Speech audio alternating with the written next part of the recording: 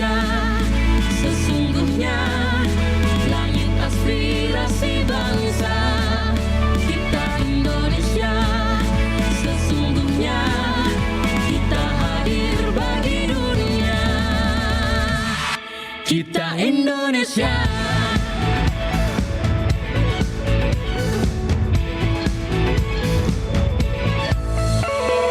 Gaya budaya alam katulistiwa.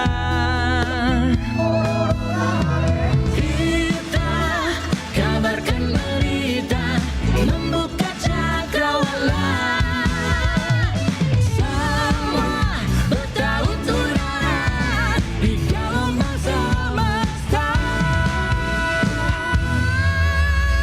Kita Indonesia, sesungguhnya langit aspirasi bangsa. Kita Indonesia, sesungguhnya kita hadir bagi dunia. Kita Indonesia, sesungguhnya langit aspirasi bangsa. Kita Indonesia, sesungguhnya kita hadir bagi dunia. Kita Indonesia, sesungguhnya langit aspirasi bangsa. Kita Indonesia, sesungguhnya kita hadir bagi dunia. Kita Indonesia, sesungguhnya.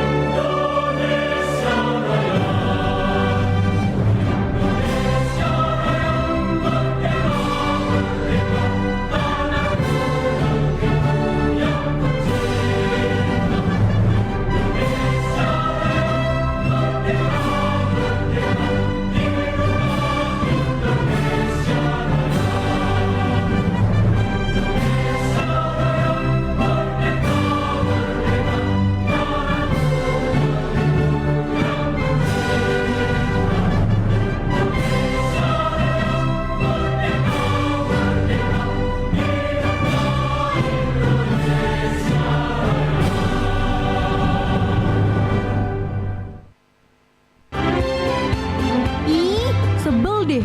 Kan ini lagu daerah dari Indonesia. Kok diganti sama bahasa negara lain? Ya, abis dipakai orang lain baru sebel. Makanya cinta dan juga nyanyi lagu-lagu daerah Indonesia biar gak dicomot orang. Bahkan kamu juga bisa loh nyiptain lagu daerah, dapat hadiah lagi. Masa sih? Emang iya? Iya dong. Yuk ikutan lomba cipta lagu daerah Nusantara 2023. Kamu bisa daftarin lagu orisinal kamu yang bernafaskan khas Nusantara dengan menggunakan syair berbahasa daerah yang sesuai dengan daerah masing-masing. Temanya tentang potensi budaya setempat, keindahan alam, nasionalisme, keberagaman Nusantara, dan persatuan bangsa. Diiringi minimal satu alat musik, durasi maksimal 3,5 menit, dan belum pernah dipublikasikan secara komersial. Hadiahnya total 75 juta rupiah. Ya udah, daftarin yuk lagu daerah ciptaan kamu di www.cintalagunusantara.id. Info lebih lanjut, kamu bisa follow Twitter, Instagram @cintalagunusantara, Facebook Lomba Cipta Lagu Daerah Nusantara. Pendaftaran lomba mulai 1 Oktober sampai dengan 31 Oktober 2023. Final 9 Desember 2023 di Auditorium Abdurrahman Saleh, RRI Jakarta. Lomba Cipta Lagu Daerah Nusantara 2023, kebinekaan budaya Nusantara sebagai pemersatu bangsa.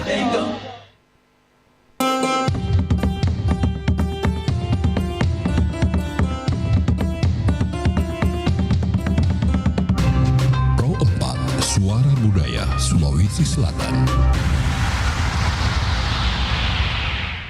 Assalamualaikum warahmatullahi wabarakatuh, sahabat budaya. Kembali lagi Bang Rian di acara Mozaik Budaya Info Kesehatan. Nah, kali ini Bang Rian menghadirkan narasumber terkait dengan memang gigi dan mulut. Nah, namun dokternya berbeda-beda. Kali ini Bang Rian hadirkan dokter seorang laki-laki. Langsung aja kita perkenalkan saja. Jadi siapa dia? Tentunya beliau adalah Dr. Gigi Taufan Lauddin, merupakan dosen dari Universitas Muslim Indonesia Makassar. Halo dok, bagaimana kabar dok? Alhamdulillah. Selamat pagi. Assalamualaikum warahmatullahi wabarakatuh. Waalaikumsalam warahmatullahi wabarakatuh. Kabarnya bagaimana dok? Alhamdulillah. Bagaimana perjalanan tadi kita ke sini? Iya. Macet atau bagaimana, lancar? Lumayan. Mau dibilang lumayan macet. Sedikit. Iya. Biasalah Makassar. Dok, ya, bila tahu nih keseharian dok ini sebenarnya apa dok? Kesehariannya? Profesinya Keseharian juga. sebagai dokter gigi, staf pengajar di UMI dan berkecimpung di dunia sosial juga di Rumah Sehat Basnas Makassar. Mas Makassar. Iya. Iya. Dok, kita menarik nih topik kali ini. Temanya itu cara sikat gigi yang baik dan benar dalam Islam. Iya. Nah, ini kan banyak pertanyaan yang kayaknya perlu dijawab sama dokter ini, lengkap dan detail kayaknya nanti dok. Siap. Iya, ini pertanyaan-pertanyaan dok ya. Sikat gigi yang ideal seperti apa dok yang bagus sebenarnya? Apakah harus disesuaikan dengan bentuk gigi dan gigi khusus kan? Model gigi masyarakat berbeda-beda. Beda-beda, betul. Ada yang rata, ada yang dalam, dan bagaimana itu dok? Ya, jadi kalau kita bicara tentang cara menyikat gigi yang baik dan benar, sebenarnya itu salah satu hal yang menjadi poin penting adalah sikat giginya. Ya. Jadi sikat gigi yang disarankan dari para ahli dan idealnya itu sikat gigi yang bentuknya tidak terlalu besar. Iya. Dan kemudian bulu sikatnya itu halus atau lembut. Ya, jadi karena kadang-kadang juga Iya. masyarakat itu senangnya pakai sikat gigi yang besar dan bulunya yang agak keras. Karena mungkin pikirannya dia bisa mengangkat flek-flek.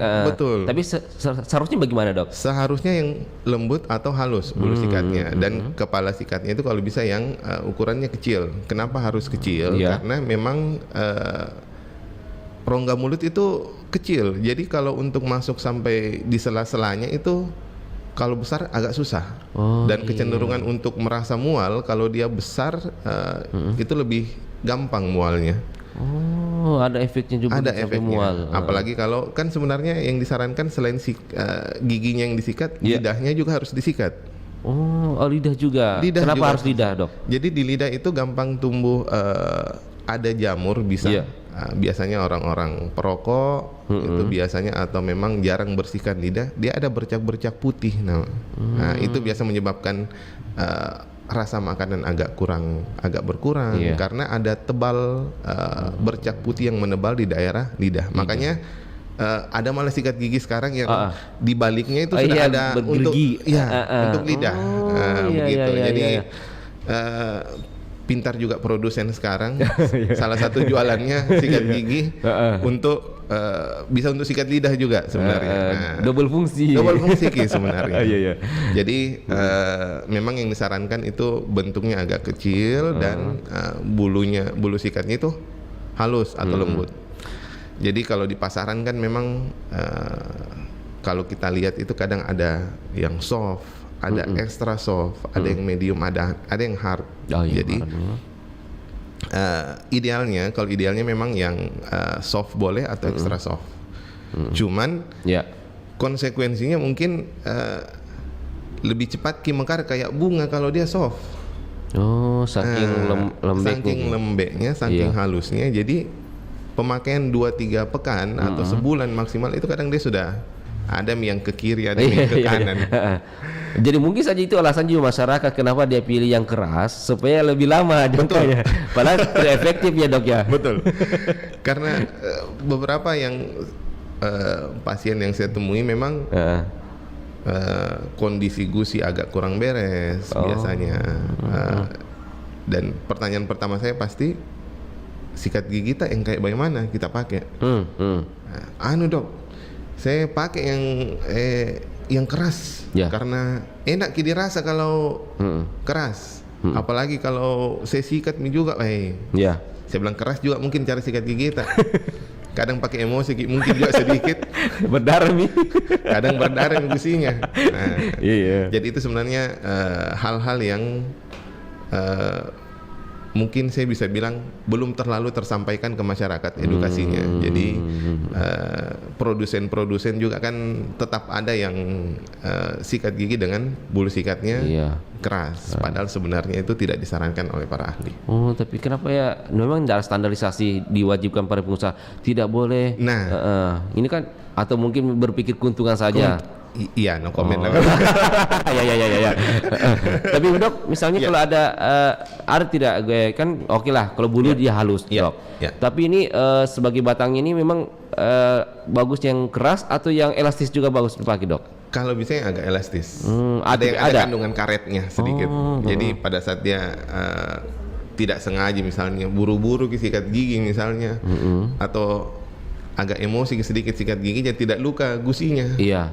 Nah, kadang pasien buru-buru sikat gigi, tidak sengaja kena sikat giginya yang kena, akhirnya gusinya berdarah, gusinya bengkak, akhirnya Iya. jadi sariawan misalnya.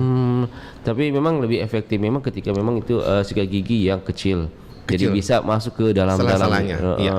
Kalau besar memang berarti tidak menyentuh bagian. Iya, bagian belakang biasanya, Oh, bagian belakang atas. Nah, itu biasanya agak kurang kena. Makanya biasa gigi-gigi atas Iya. di bagian geraham, apalagi yang paling belakang itu rawan lubang atau rawan karies. Karena sikat giginya keras, dia hanya di permukaannya tanpa bisa. Jadi ceritanya itu bulu sikatnya tidak bisa bengkok naik ke belakang untuk bersihkan itu di sela-sela belakang. Apalagi sela-sela giginya. Justru kalau besar, besar dan dia agak kasar atau keras bulu sikatnya, itu gusinya agak rawan untuk rusak. Bergeser atau apa dok? Biasanya dia resesi atau biasa Lecet. dia lecet, berdarah, terus kadang kalau terlalu lama penggunaan dengan sikat gigi yang agak keras dengan Iya. cara sikat gigi yang lumayan keras juga, gusinya itu bisa kalau yang gusi bawah dia lari turun, Iya. gusi atas lari naik, akhirnya akar giginya terpapar, terbuka. Oh, padahal itu sangat rawan tercabut ya kalau terbuka. Biasanya ngilu dulu. Jadi akar gigi itu sensitif sebenarnya, dia ngilu. Jadi kalau ada minum air dingin, mulai ada ngilu-ngilu, Berarti sudah terkikis gusinya. ada indikasi ke sana. Oh, iya. Makanya karena pola makannya masyarakat kan kita nggak tahu. Ya. Makanya disarankan ke dokter gigi 6 bulan sekali atau setahun sekali. Karena kita nggak tahu ada yang lubang. Iya. Karena kecenderungan masyarakat konsul ke dokter gigi kalau ada keluhan sakit. Pada seharusnya memang sebelum sakit harus konsul apakah bisa dicegah secara dini atau bagaimana. Betul. Kecenderungan seperti Iya. itu. Oke dok, kita langsung ke topik utama kita. Nah, Iya. topik kita ini berkaitan dengan keseharian kita, cara sikat gigi yang baik dan benar. Iya. Bagaimana itu dalam Islam sendiri dok? Ya, kalau dalam Islam Iya. Rasulullah pernah bersabda dari hadis riwayat Muslim, kalau aku tidak memberatkan umatku, Ya. diwajibkan untuk bersiwak setiap sebelum sholat. Itu jadi memang dari dulu sebenarnya dalam Islam itu sudah diajarkan. Dari hadis riwayat Ahmad pun anak beliau Aisyah radhiyallahu anhu itu pernah mengatakan kalau Ya. Rasulullah pada saat masuk dalam rumah sebelum memulai aktivitas lain yang beliau lakukan adalah bersiwak. Iya. Jadi memang bersiwak atau sekarang sikat gigi namanya itu lebih dianjurkan atau disarankan Iya. untuk menjaga kebersihan. Salah satu bentuk hygiene-nya kita itu salah satunya adalah menyikat gigi. Menyikat gigi. Berarti memang perfect sekali Islamnya sampai ke Perfect gigi sekali. dia Betul. perhatikan. Semua diatur, semua sudah ada sebenarnya, sudah dicontohkan dari Rasulullah. Memang itu memang dalam Islam cara mensikat gigi, cara merawat juga itu diatur juga dok. Iya, jadi kalau di Islam kalau dari Rasulullah Iya. itu pernah sahabat melihat Nabi kita itu bersiwak, jadi ujung siwaknya itu digigit-gigit sampai terkelupas, jadi dia akan membentuk semacam bulu. Nah, itulah yang dipakai untuk membersihkan gigi dan membersihkan lidah. Jadi Rasulullah juga pernah beliau membersihkan lidah juga. Makanya itu yang diadaptasi sampai sekarang akhirnya. Berarti inspirasi Betul. dari kebiasaan siwaknya Rasulullah diciptakanlah pas sikat gigi. Betul. Oh, Kalau saya iya. mungkin seperti itu. Oh mungkin ya. Saya lihatnya seperti oke. itu. Jadi- Tapi secara detail sendiri dok. Ya. Memang ada perbedaan perlakuan cara mensikat gigi dalam Islam dan umum. Kalau saya sebenarnya hampir sama. Cuman bedanya kalau di Islam dulu karena Iya. belum ada sikat gigi jadi pakainya siwak. Dan siwak pun itu sikat gigi pun itu kalau saya bilang Ya. terinspirasi dari siwak ini. Jadi siwak itu batangnya kalau digigit dia agak terkupas, dia akan membentuk semacam bulu-bulu halus. Nah, itulah yang dipakai membersihkan gigi oleh Rasulullah zaman dulu. Nah, sikat gigi kan modelnya seperti itu. Iya. Jadi sikat gigi dibuat lebih praktis, bentuknya langsung ada bulu halusnya yang dipakai untuk membersihkan gigi. Nah, jadi kalau saya bilang samalah sebenarnya. Iya. Cuman zaman dulu mungkin belum ada sikat gigi. Iya. Nah, jadi yang dipakai itu siwak. Dan kayu siwak itu sebenarnya kandungannya luar biasa. Oh, apa yang terkandung dalam siwak sendiri? Ya, Dok? jadi kalau siwak itu sudah ada fluoride-nya sebenarnya, sudah ada kalsiumnya sebenarnya, dan enzim itu yang zat-zat itu yang berinteraksi dalam rongga mulut, berinteraksi dengan saliva atau air liur, itulah yang membuat bersih rongga mulut kita. Jadi kalau sekarang banyak produsen yang menggunakan siwak, Iya. itu kadang sudah tidak menambahkan fluoride. Kenapa tidak ditambahkan fluoride Iya. untuk di situ? Karena sudah ada kandungan fluoride, kalsium itu sudah ada di dalam siwak. Oh, iya. Makanya sehebat itu sebenarnya siwak kalau zaman dulu. Berarti Sampai sudah, sekarang. berarti orang dulu memang sudah lebih canggih mungkin. Sebenarnya. belum diteliti Belum sampai diteliti saat sampai- ini. iya, Padahal memang sudah dulu sudah ada. Betul. Dari dulu sudah ada. Kenapa gigi orang-orang zaman dulu atau Iya. sampai Rasulullah giginya Rasulullah, itu ya. yang tanggal cuma pada saat beliau perang. Ya, Itu ada itu tanggal. tanggal. Yang lain alhamdulillah sampai meninggal itu giginya utuh. Ya karena salah satunya itu zat-zat yang ada di siwak sendiri. Jadi zat-zat ini yang menyebabkan gigi bisa jadi lebih kuat, Iya. terhindar, apalagi dengan cara menggunakan siwaknya yang ada bulu halusnya, Iya. ini yang membersihkan permukaan gigi, sela-sela gigi. Tapi dalam cara penggunaan siwak sama dengan cara menggosok gigi zaman sekarang, Dok. Kalau kita melihat Hampir mirip sebenarnya, karena kan zaman dulu belum ada penelitian.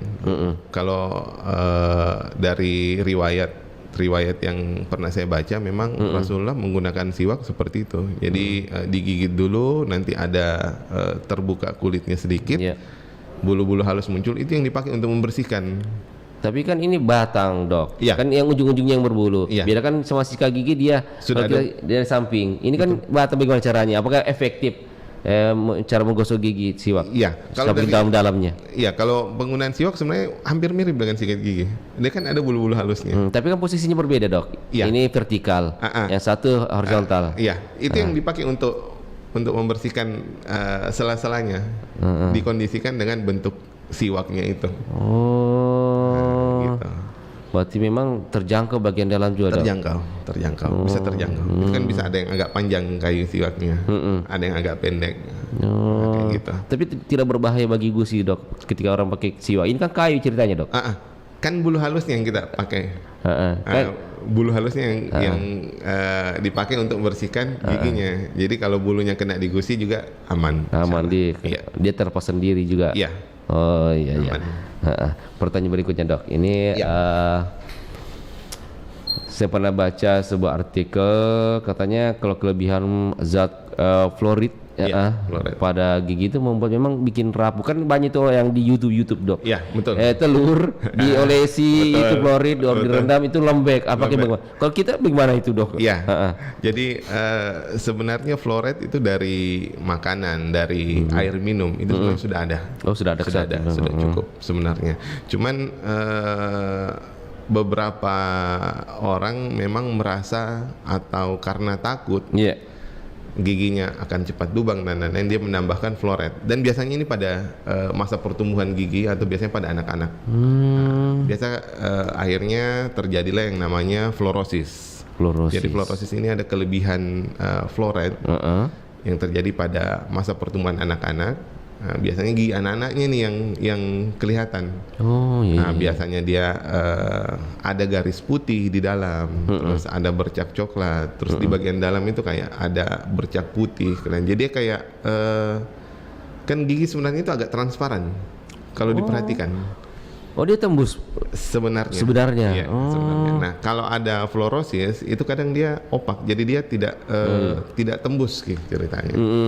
Jadi dia bukan putih transparan, kayak putih susu dia. Putih susu. Nah, kalau itu salah satu tanda dari fluorosis atau kelebihan fluoride. Padahal sebenarnya fluoride itu sudah tercukupi dari air minum. Sudah tercukupi dari makanan, bisa. Apalagi kalau pasta gigi, makanya pasta gigi anak-anak itu ada dua versi. Ada yang pakai fluoride, ada yang non fluoride. Yang non fluoride ditakutkan, dikhawatirkan, misalnya kadar fluoride yang sudah ada pada anak-anak itu, dia bisa over berlebihan, akhirnya terjadi fluorosis. Ya, gitu. Berarti memang ada perbedaan takaran juga gitu ya, Dok? Iya, sebenarnya tergantung umur, tergantung berat badan misalnya. Kan terkadang juga ada orang tua yang belum paham, Dok. Oke lah dia punya sikat gigi anak-anak, tapi dia belum paham bahwa sikat gigi dewasa bisa digunakan ini. Makanya dia gunakan pasta gigi dewasa untuk anak-anak. Itu bagaimana, Dok, itu? Ya, itu sebenarnya tidak terlalu disarankan. Jadi ada kadar fluoride yang di pasta gigi itu. Kalau untuk anak-anak itu disarankan sekitar 1000 ppm parts per million fluoride namanya.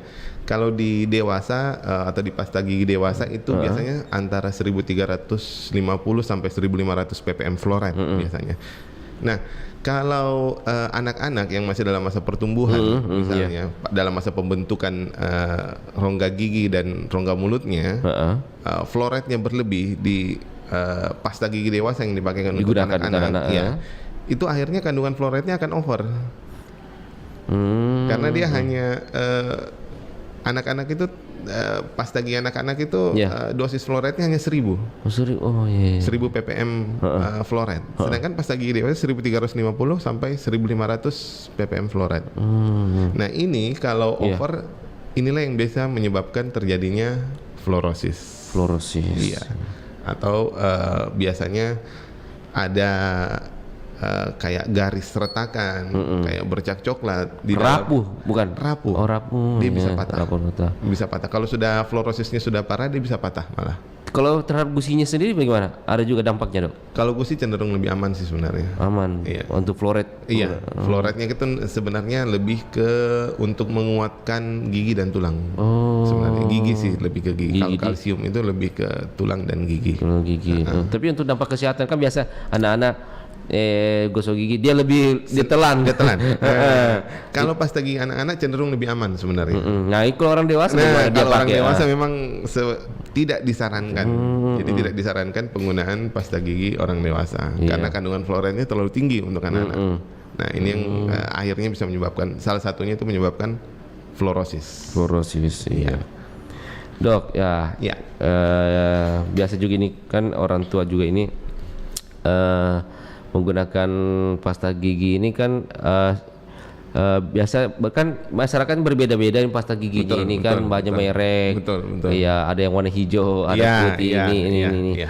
Yang berwarna ini, Dok, apakah Iya. memang berdampak kepada kualitas sama warna gigi? Kalau kita Iya. menggunakan warna lain, kan banyak warna-warna yang Banyak, kita tahu ya. banyak, Bagaimana itu, Dok? Ya, jadi kalau penggunaan penambahan zat warna Zat warna, sebenarnya itu sudah cenderung aman untuk pasta gigi. Cenderung aman sebenarnya. Oh, iya.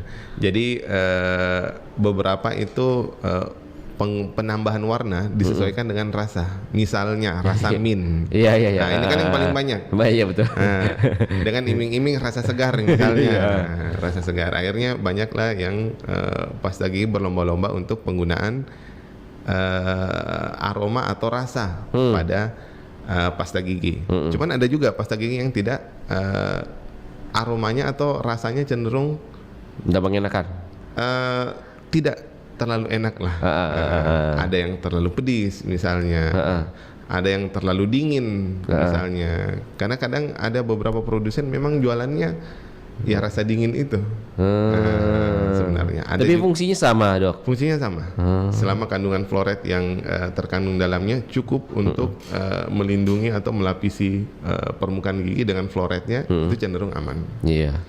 Saya juga mau perjelas ini fakta atau fakta atau tidak ini, Dok. Ada pernah saya baca bahwa bulu sikat gigi itu katanya bersumber dari bulu hewan babi iya. gitu ya. Apa benar itu? Memang ada atau tidak, Dok? Dari artikel yang saya pernah baca memang ada. Oh. Memang ada, tapi saya untuk di Indonesia belum. Itu saya pernah baca di Eropa ada. Jadi salah satu bahannya itu yang memang dipakai di sikat gigi, karena bahannya cenderung dikatakan lumayan Halus. paling aman dibilang ya dari artikel itu lumayan lembut untuk gusi lebih aman, gigi lebih aman dari artikel itu yang saya Dari baca. artikel, Jadi, tapi di Indonesia belum ada. Belum ada. Iya. Tapi di Indonesia sendiri terbuat dari apa itu bulunya, Dok? Kalau di Indonesia wah produsennya itu kadang ada campuran plastiknya juga sebenarnya. Nah, kembali ke situnya, Dok. Iya. Apakah akan dampak ke kita? Ini kan plastik yang digunakan ini. Entah itu dia bulunya tertusuk ke gusi atau apa, itu bagaimana? Apa aman atau bagaimana, Dok? Ya, Sebenarnya. kalau misalnya bulu sikatnya lembut, Ya. nah itu aman sebenarnya. Yang masalah kalau bulu sikatnya keras. Hmm. Kalau bulu sikatnya keras, gusi itu bisa luka. Gusi cedera. Makanya kenapa ada orang yang sikat gigi berdarah. Ya. Ini banyak ini sebenarnya. Sebenarnya Gara-gara itu tadi. salah satunya gara-gara sikat gigi yang Keras. bulu sikatnya keras. Nah, selain itu memang misalnya pasiennya ini tidak pernah bersihkan karang gigi misalnya. Nah, karang gigi yang menumpuk itu kan di gusi dia masuknya. Iya. Jadi kalau sikat gigi dia berdarah, kalau tidak keras cara sikat giginya dan tetap berdarah, artinya ada indikasi memang karang giginya sudah lumayan banyak. Oh, gitu. Nah, jadi misalnya lama-lama ini tidak perlu bersihkan karang gigi, ada 2 tahun, terus tiba-tiba, kenapa saya sikat gigi ini berdarah? Nah, dan berulang. Nah, itu indikasi, salah satu indikasi kalau karang giginya sudah banyak dan sudah harus dibersihkan. Itu karang gigi yang biasa bikin berdarah gitu, Dok. Iya, karang gigi yang bikin berdarah. Tapi memang dalam produk-produk sikat gigi sendiri memang ada terbuat dari bulu sendiri, Dok. Walaupun memang halal. Bulu Sikat gigi yang bulunya halus. Bulunya Memang dia bahannya halus, dari plastiknya memang halus. rata-rata memang plastik atau ada yang bulu juga, Dok? Bulu dari hewan. Belum ada. Oh, jadi semua plastik semua ini, Iya, Dok, ya? iya. Iya. Makanya dia masih bisa mekar-mekar. Tapi sebaiknya itu penggunaan sikat gigi itu berapa lama, Dok? Iya. Kalau benar Islam kah atau umum? Kalau umumnya itu sebenarnya sikat gigi digunakan 1 sampai 2 bulan. 1 sampai 2 bulan. Cuman lihat lagi, kalau memang sudah mulai ada yang mekar-mekar, sudah ada yang ke kiri ke kanan, itu sudah harus diganti.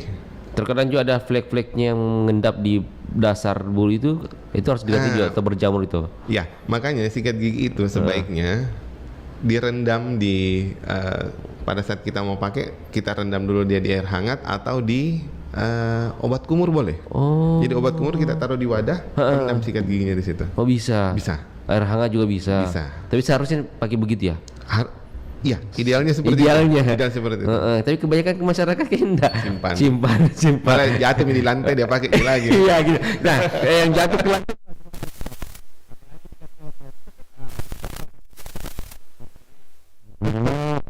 Dua minggu atau sebulan boleh. Sebulan kurang sekali. lebih. Iya, sebulan.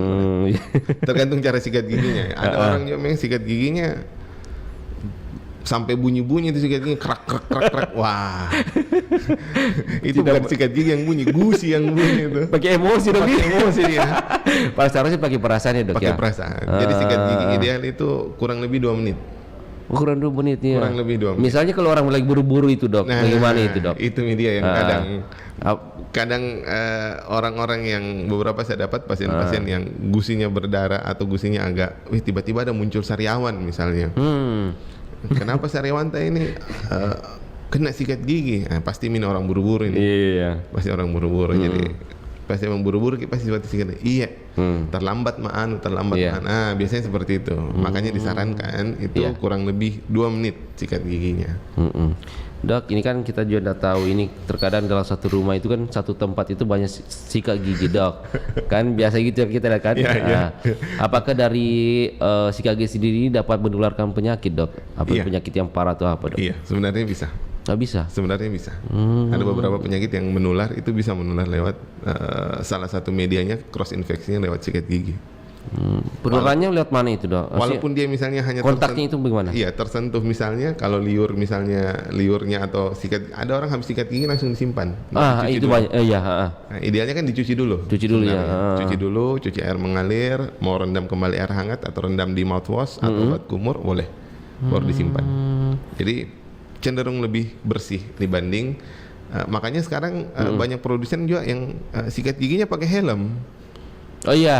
Takut ditilang. Iya. Tapi biar pakai helm kalau dilihat rusak yang nunggu, yang lainnya siapa aja deh. Tapi potensi untuk menular sangat tinggi, Dok. Iya. Makanya sebenarnya sikat gigi itu disimpan di satu tempat. Sikat gigi kan itu termasuk personal hygiene. Oh iya. Termasuk personal hygiene. Betul. Jadi penyimpanannya pun sebenarnya itu harus privat sebenarnya, pribadi. Iya, privacy dia sebenarnya karena dia barang masuk ke rongga mulut yang lunak dan gampang menularkan. Kalau ada penyakit yang menular diderita orang lain, itu bisa pindah. Kalau masih ada bakterinya di situ, habis pakai simpan, datang temannya lagi habis pakai simpan, salah satunya ada yang punya penyakit menular, itu bisa cross infeksi.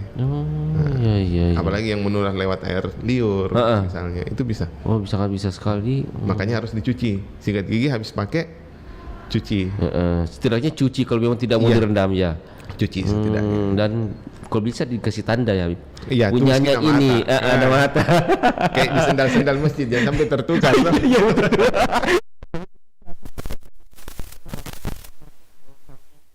Ini, Dok. Ya. Bahkan sikat gigi sekarang ada pakai elektrik, Dok. Iya, boleh. Nah, kalau kita bandingkan dari yang biasa sama elektrik, yang efektifnya ini bagusnya yang mana, Dok? Sebenarnya sama, tergantung penggunaan. Cuman kalau elektrik tidak terlalu banyak effort yang dipakai untuk kita hanya simpan, dia akan bekerja sendiri. Simpan di sela-selanya dia akan bergetar sendiri di situ. Nah, kalau sikat gigi biasa kan sebenarnya kita harus pakai. Cuman hampir sama sebenarnya. Cuman kalau saya lebih ke yang manual. Kenapa? Karena kita tahu daerah sini misalnya sering terselip makanan di situ. Iya. Jadi di situ yang kita pakai perasaan. Iya, di situ yang kita usahakan bagaimana biar bulunya ini masuk di sela-selanya untuk keluar. Kan sebenarnya idealnya selain penggunaan sikat gigi, obat kumur, ada penggunaan dental floss juga sebenarnya. Apa itu, Dok? Atau benang gigi biasa kita bilang. Itu bagaimana penggunaannya itu, Dok? Jadi benang gigi atau dental floss itu biasa kita pakai, disarankan sih setiap hari sebenarnya pakai. Jadi pada saat kan sikat gigi yang penting itu bukan hanya pagi, justru sebelum tidur yang penting. Oh, iya Ya, karena saya masyarakat awam. Iya. Yang penting itu pagi, padahal sebenarnya malam ya. Malam sebelum tidur. Kok Itu yang bisa penting. kenapa bisa, Pak? Iya, Ah. jadi kalau pagi biasa orang-orang kalau pagi itu hanya hawa-hawa surganya yang dia mau hilangkan. Iya. Mau jigongnya ya. Iya. Nah, kalau malam itu sisa-sisa makanan yang tertinggal yang tidak dibersihkan pada saat kita tidur, itu ada bakteri yang kerja. Jadi akan terbentuk asam. Nah, terbentuk asam dari sisa-sisa makanan, Iya. terkikis emal gigi awalnya. Oh. Jadi memang prosesnya agak lama, tidak dalam 1 bulan 2 bulan tidak. Makanya lubang gigi, saya biasa bilangnya kalau lubang gigi itu dosa masa lalu. Oh gitu. Karena bisa dikatakan dosa selalu. Jadi lubang gigi itu bukan tidak timbul dalam jangka waktu cepat. Iya. Jadi biasanya pun pasien yang datang dengan kondisi gigi lubang itu sudah ada keluhan sakit. Dan pada saat ditanya kapan mulai lubang, kita rasa gigi kita lama, biarin 1 tahun 2 tahun. Cuman kenapa tidak ke dokter pada saat pas tahu lubang ada lubang? Iya. Kenapa pada saat sakit baru datang? Itu lagi kalau sudah dikasih obat, Ya. hilang sakitnya, nah lupailah kembali untuk tambal. Nggak mau tobat. Nggak mau tobat, sakit pi lagi, baru datang. Datang lagi, ya. Itu sebenarnya agak kurang tepat. Jadi memang pada saat kenapa disarankan per 6 bulan, per tahun ke dokter gigi, karena kita tidak bisa cek sendiri kalau ada lubang gigi kita. Kita Iya. tidak bisa tahu misalnya kalau karang gigi kita sudah sudah banyak nih ternyata. Iya. Ini yang kita tidak bisa periksa sendiri. Iya. Makanya disarankan 6 bulan atau setahun untuk datang ke dokter gigi. Nggak mahal jadi dokter gigi sebenarnya. Memang berapa dok? Nah, saya itu nanti mahal nih. Makanya orang jarang ke mahal katanya. Apalagi pasang gigi kawat. Wah. Nah, sebenarnya berapa minimalnya dok kalau mau kita periksa saja pada umumnya? Tergantung. Saya Kondisi. ada beberapa dokter yang teman malah kalau hanya cek-cek saja, jangan cening-cening hati saja. Oh gitu ya. Tapi ada juga pasang harganya tinggi-tinggi Ada, dok. iya, Karena dia tergantung. bilang nama saya sudah besar. Ya, tergantung dari personnya. Persennya. Iya, betul. Jadi daripada lebih banyak biaya tak keluar untuk tambal dan lain-lain, ini kita cek-cek saja.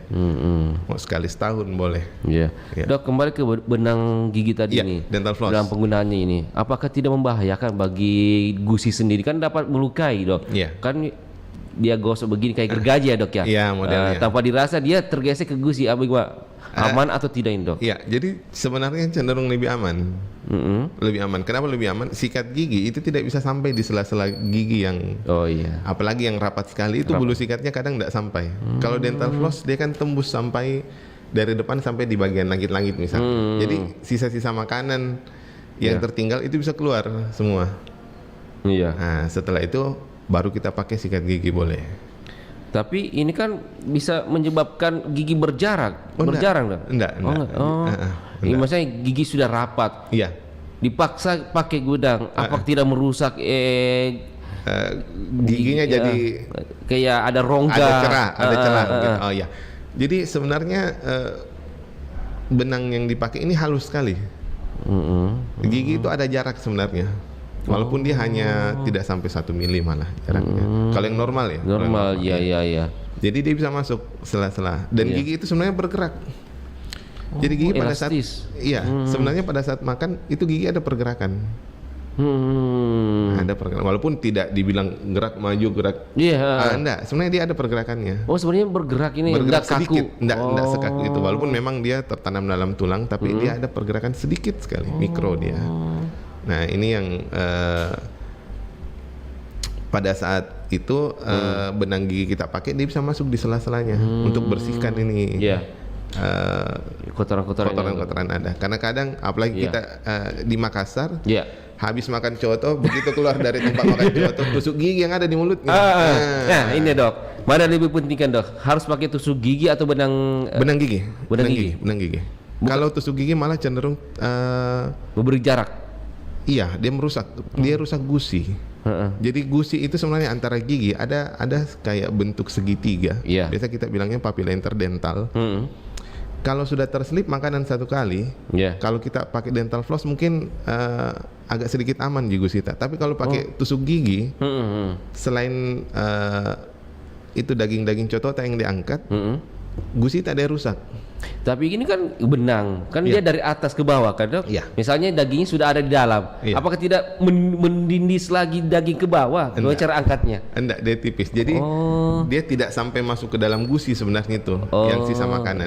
Dia hanya di atas gusi. Tapi kalau kadang pakai tusuk gigi, tusuk keenakan. Ada kadang pasien berdarah tapi baru enak dia rasa. Oh iya, ada begitu. seperti itu, ada seperti itu. Nah, ini sebenarnya Tidak cara disarankan. iya, tidak disarankan. Nah, itu juga mungkin penyebab ada jarang-jarang gigi juga ya. Iya, Kan bisa jadi dipaksakan. kayak dipaksa. Apalagi gigi belakang, gigi raham itu kan rawan. Oh iya Rawan, iya. awalnya rawan terselip sisa makanan. Dan enak modelnya mungkin kalau dia tusuk-tusuk gigi sambil keluar dari penjual coto. Iya. Gayanya. Gayanya enak deh rasa mungkin. Nah, sudah lengkap ini. Lengkap ini. Tapi kan berbahaya juga kalau ketika pakai tusuk gigi berbahan kayu, itu bisa kayunya masuk ke Masuk. gusi ya? Iya. Sebenarnya kalau yang saya dapat cenderung tidak sebenarnya. Tidak Aman di- dia, iya. Karena dia kecuali dia patah, itu kadang patah. Tapi kan ujungnya saja sudah tajam Oh, iya. dan itu bisa merusak sebenarnya. Membahayakan juga di Iya, dok. jadi cara penggunaannya sebenarnya tidak disarankan untuk di sela-sela gigi itu tusuk gigi. Ini kan dental yang benang ini kan dok, ada memang benang khususnya dok. Iya. Nah kebanyakan masyarakat itu pakai benang jahit dok. Apakah bagaimana lagi dok? Dibenarkan atau bagaimana nih, dok?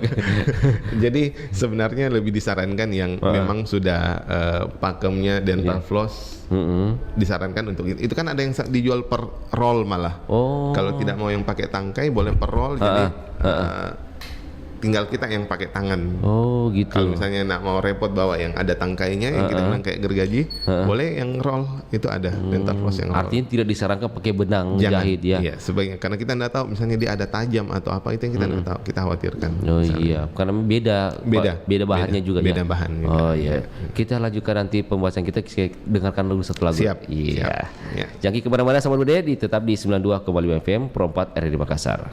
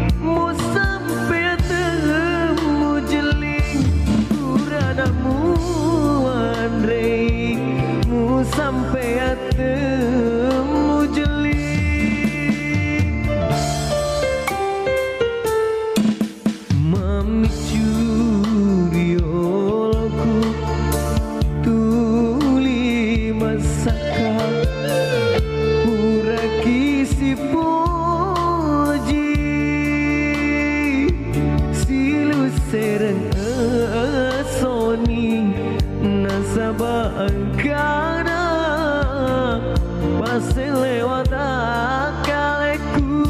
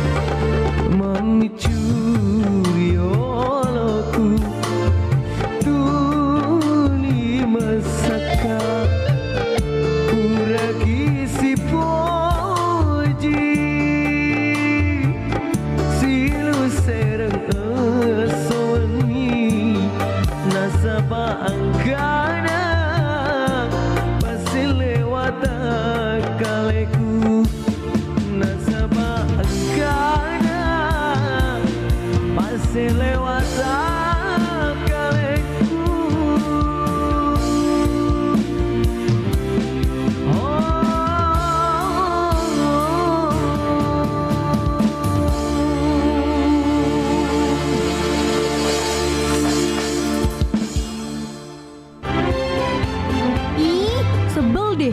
Kan ini lagu daerah dari Indonesia. Kok diganti sama bahasa negara lain? Ya, abis dipakai orang lain baru sebel. Makanya, cinta dan juga nyanyiin lagu-lagu daerah Indonesia biar nggak dicomot orang. Bahkan kamu juga bisa loh nyiptain lagu daerah, dapat hadiah lagi. Masa sih? Emang iya? Iya dong. Yuk ikutan lomba cipta lagu daerah Nusantara 2023. Kamu bisa daftarin lagu orisinal kamu yang bernafaskan khas Nusantara dengan menggunakan syair berbahasa daerah yang sesuai dengan daerah masing-masing. Temanya tentang potensi budaya setempat, keindahan alam, nasionalisme, keberagaman Nusantara, dan persatuan bangsa. Diiringi minimal satu alat musik, durasi maksimal 3,5 menit, dan belum pernah dipublikasikan secara komersial. Hadiahnya total 75 juta rupiah.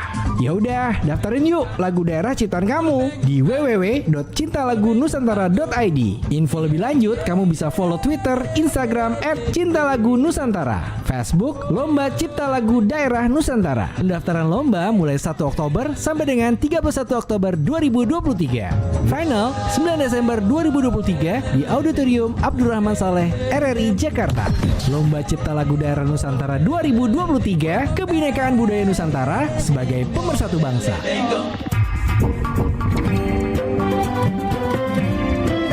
Nusantara Siang masih bersama Anda.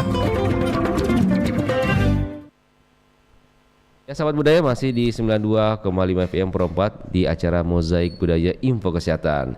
Masih bersama dengan dokter andalan kita, itu Dr. Taufan Laudin, dokter gigi Taufan Laudin. Ya. Dok, masih ada pertanyaan ini dok, saya mau tanyakan.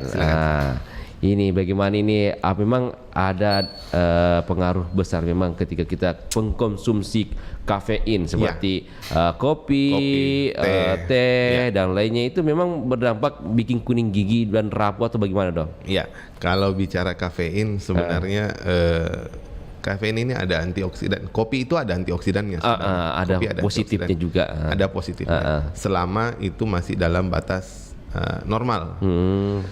Jadi konsumsi kopi atau teh Ya. itu sebenarnya sah-sah saja, boleh-boleh saja. Cuman memang ada zat di kopi yang bisa menyebabkan perubahan warna gigi. Jadi gigi itu jadi lebih kuning sedikit biasanya. Maka jangan heran kalau peminum kopi kuning sedikit giginya. Iya. Apalagi kadang kopi ada temannya, Maksudnya seperti apa? rokok misalnya. Ya. Ini salah satu kombinasi duet maut sebenarnya. Partner. Iya, partner. Saya bukan mau mendiskreditkan perokok dan peminum kopi. Saya minum kopi juga. Tapi secara ilmiah memang. Iya, secara ilmiah memang seperti itu. Dari penelitian memang seperti itu. Dan ada zat tanin namanya, itu yang bisa menyebabkan warna gigi jadi sedikit kekuningan. Jadi lebih kuning, Ki. Makanya sebenarnya ada beberapa hal yang bisa kita lakukan untuk Iya. menghindari zat tanin ini lebih berkembang dan menyebabkan gigi kuning. Nah, jadi biasanya kalau kita ke warkop itu biasa ada kopinya dan ada air putihnya dia kasih. Iya betul.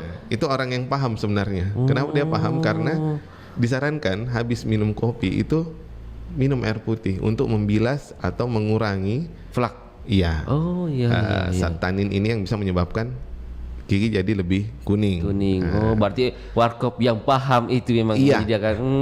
Pintar gitu, pintar. Pintar gitu. Mungkin sudah diedukasi sama dokter gigi ya. Tapi kalau teh sendiri bagaimana, Dok? Kalau teh sebenarnya justru sebenarnya teh itu lebih parah. Parah, lebih kuning lagi. Iya, dan bisa menyebabkan bercak-bercak atau plak misalnya, ada bercak-bercak coklat itu teh lebih parah dibanding kopi, dibanding rokok. Kadang ada orang bilang kalau perokok itu pasti banyak plaknya, banyak noda-noda coklatnya. Dari penelitian ilmiah itu teh yang lebih parah. Makanya kalau minum teh misalnya itu disarankan pakai sedotan. Nah, kalau sedotan kan langsung sebenarnya. langsung ke tenggorokan, Ya, lubang, langsung kita telan. tidak menyentuh gigi. Tidak menyentuh gigi. Ada menyentuh tapi kan lebih minimal.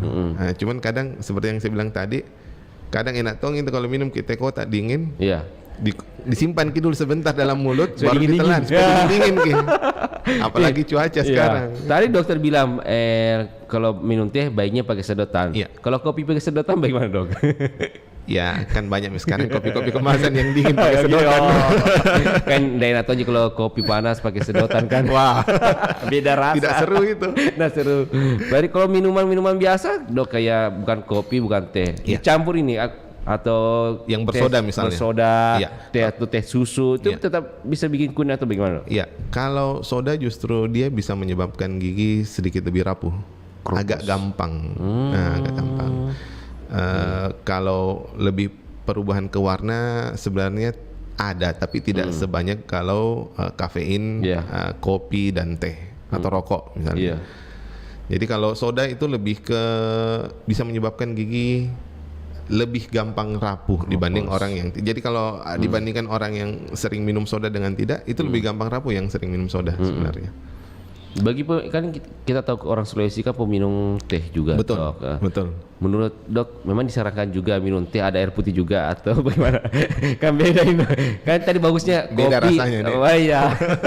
Apakah disarankan juga begitu, Dok, atau bagaimana? Iya, sebenarnya disarankan. Sebenarnya kalau mau cari amannya salah satu caranya Iya. konsumsi atau dibilas dengan air putih terakhirnya. Nah, cuman ada juga kadang itu kebiasaannya kita. Iya. Saya nggak tahu di Makassar gitu. Suka makan panas minum dingin. Ini temannya ini makan bakso panas-panas, ambil air yang dingin. Nah, ini sebenarnya hampir mirip dengan soda. Jadi bisa gigi jadi lebih gampang ngilu. Gigi jadi gampang rapuh. Ini saya agak singgung juga karena agak tadi masuk di tentang Bagian soda komposti, sedikit. ya. Jadi dia agak gigi, kalau ada gigi biasanya gigi depan. Kenapa gigi depan? Kita kalau makan yang panas-panas kan gigi depan atas yang biasanya pakai sendok, gigi depan atas yang pertama kena panasnya. Iya. Kalau hangat-hangatnya. Minum pun seperti itu. Gigi depan atas. Jadi biasanya pada saat scaling itu paling sering ngilu itu di depan atas.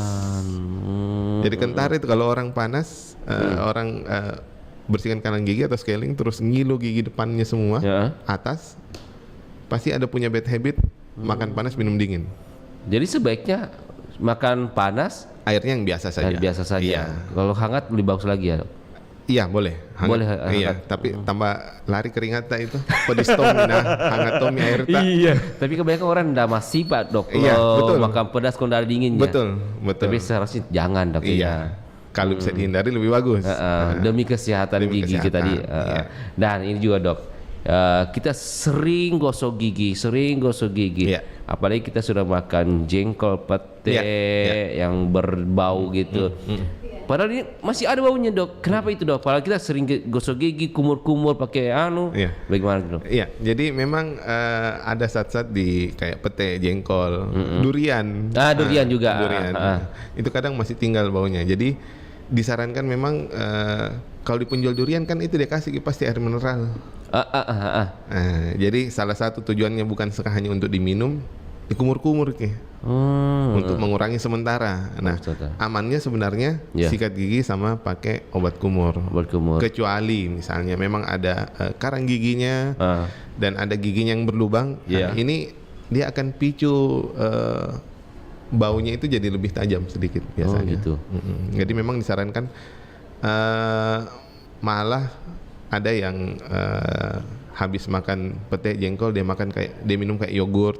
Yogurt itu agak mengurangi baunya juga sebenarnya. Tapi itu gigi bagaimana kalau kita minum yogurt sendiri? Aman sih sebenarnya. Aman. Iya. Walaupun aman. kita sudah gosok gigi. Iya. Kan itu kan yogurt bagian dari Asam. bakteri asam Iya. ya. Tapi kan terkontrol sudah di ini iya, aman. iya, Nah, iya. jadi di mulut itu ada bakteri baik, ada bakteri buruk. Oh iya. Nah, kalau kayak yogurt kan dia masuk bakteri buruk, bakteri baik, Baik, sebenarnya. baik. Sama minuman-minuman yang kecil-kecil itu yang dibilang untuk usus. Yakult. Iya. Biasa astagfirullah. Bukan saya yang bilang itu. Ya yang gitu ya Dok ya. Oke. Gitu. Iya, jadi seperti itu. Dok ya, ini juga Dok. Kan masyarakat sekarang itu banyak juga mengkonsumsi obat kumur. Iya. Bolehkah cuma obat kumur saja dipakai tanpa gosok gigi atau bagaimana Dok? Iya.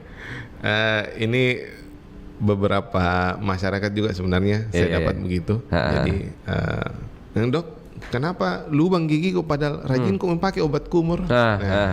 Yang berapa kali sikat gigi dia bilang pagi jika lo bangun Kak. Kan tidak enak ki baunya saya. Hawa surga Bu. Jadi obat kumur sebenarnya digunakan sebagai pendamping kalau saya bilangnya. Nah, kenapa pendamping? Karena sikat gigi dulu, gigi itu tujuannya untuk membersihkan sisa-sisa makanan yang ada melengket di sela-sela gigi, di sela-sela gusi. Itu sikat gigi. Setelah itu ada jeda mungkin 15 menit sampai setengah jam baru kita pakai obat kumur. Itu boleh. Jadi bukan obat kumur yang dipakai untuk membersihkan gigi dan menggantikan peran sikat gigi. Itu tidak bisa. Oke Dok. Tidak bisa. Oke Dok, closing statement kita Dok. Mungkin bisa dijelaskan tadi, mungkin menarik nih Dok, kegiatan sosial yang berhubungan dengan gigi nih. Oh, iya. Bisa disampaikan Dok ke masyarakat ya. Iya, closing jadi statement kita. menyambut bulan kesehatan gigi dan mulut, Unilever dan Rumah Sakit Islam Gigi dan Mulut, Fakultas Kedokteran Gigi UMI, itu akan mengadakan satu event yang dimulai di tanggal 8, 9, 10, puncaknya di situ. Jadi ada free dental treatment namanya. Jadi ada beberapa kegiatan sebenarnya. Ada teledentistry, ada school health program, dan ada free dental treatment. Jadi kalau teledentistry ini masyarakat bisa konsultasi gratis melalui pesan WhatsApp bisa. Itu tinggal di WhatsApp nanti di nomor berapa? Iya. Nanti ada nomornya. Kita belum ini. Nanti ada teman lagi yang confirm masalah nomornya. Terus kalau school health program itu kita turun ke sekolah-sekolah untuk men-screening dan memberi tindakan perawatan sederhana pada gigi anak-anak yang dianggap memang butuh intervensi. Jadi kalau saya tidak salah itu ada 3 sekolah nanti. Jadi ada SD Mariso 1, Mariso 2, Mariso 3 dan ada 2 SLB yang kami kunjungi. Jadi memang teman-teman akan terbagi ke beberapa titik untuk proses screening dan tindakan sederhana pada anak-anak di sekolah-sekolah yang sudah ditunjuk. Iya. Kemudian di tanggal 8, 9, 10 itu ada free dental treatment namanya. Jadi memang pelayanan kesehatan gigi gratis untuk masyarakat itu dilaksanakan di Rumah Sakit Islam Gigi dan Mulut FKG UMI yang di Kakatua. Iya.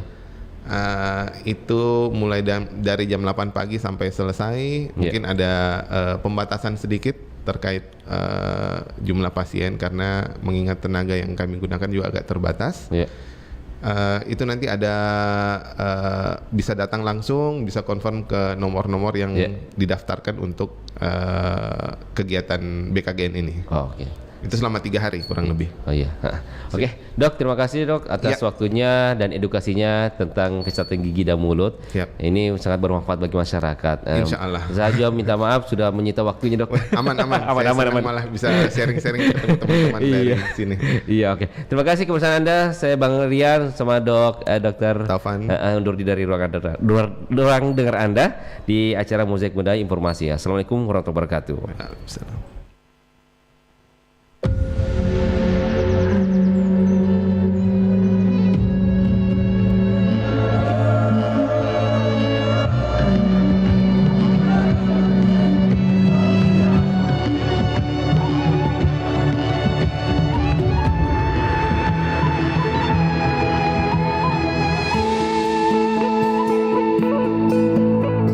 Suara indah, drama penuh cinta, damai jiwa, tulus terasa nyata. Kita kabarkan berita, membuka cakrawala. Semua bertaut udara di gelombang semesta. Kita Indonesia, sesungguhnya langit aspirasi bangsa. Kita Indonesia, sesungguhnya kita hadir bagi dunia. Kita Indonesia.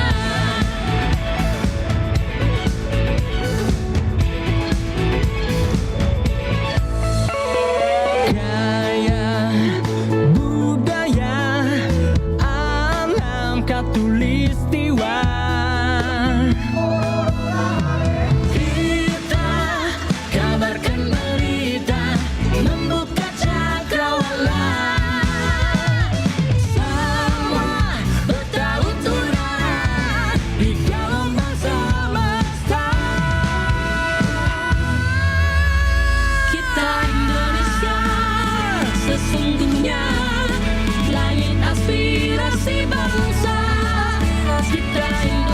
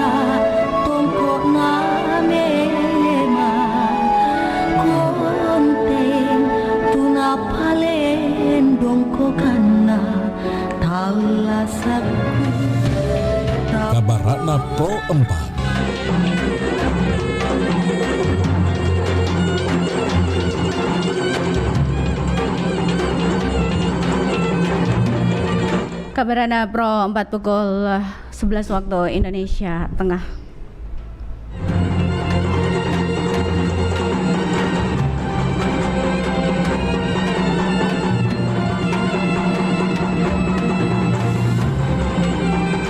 Kejuaraan antar kampung Tarkam Kementerian Pemuda dan Olahraga RI sudah mencapai Kabupaten Goa, Sulawesi Selatan. Setelah dibuka secara resmi di Taman Sultan Kabupaten Goa, sebanyak 528 atlet bakal bersaing selama 3 hari, 16 hingga 18 Oktober. Sebelum pembukaan dilakukan Senam Kebugaran Jasmani 2021 yang dipimpin instruktur Eva Susanti dari Jakarta. Kegiatan ini diikuti atlet kejuaraan Tarkam, masyarakat, panitia, dan undangan yang mencapai lebih dari 600 orang. Dilanjutkan penampilan tari 4 etnis dari SDN Borong Kaluku, serta penampilan paraga oleh pemerhati budaya tradisional. Bupati Goa, Adnan Purikta Iksan mengatakan kejuaraan Tarkam Kemenpora ini bukan hanya sekedar kompetisi semata.